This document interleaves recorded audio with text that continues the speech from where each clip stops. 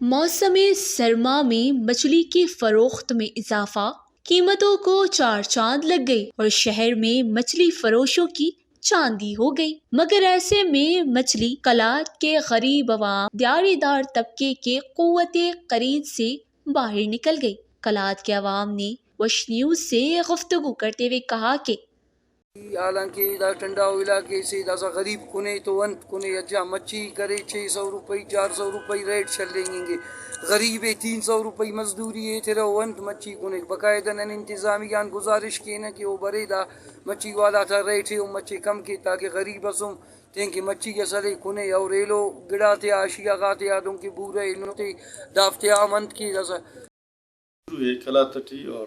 منفی چلیں گے 5 8 10 تو دا موسم ٹی مرغا ننگا غذا کرے مچھی اور مچھلی اول تو سیو مچھی یفر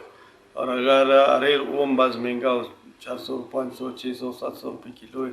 تو عام بندہ ملازم طبقہ اور عام غریب طبقہ دا دلنگان کرے انہاں وسام پیشہ نہیں، لہذا گورنمنٹ نہ زیان دادی کے داڑے فارم جوڑ کے اور مچھی سستا مارے تاکہ مخلوق کا لیں کے تھے۔ انہوں نے کہا کہ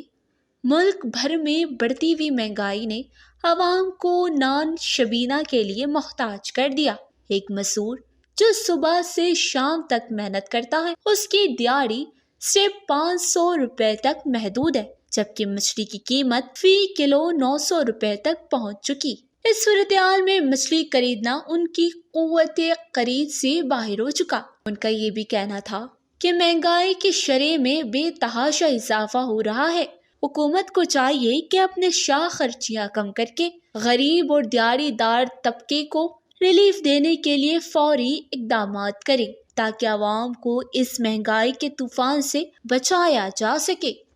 وش نیوز، کلات، بلوچستان۔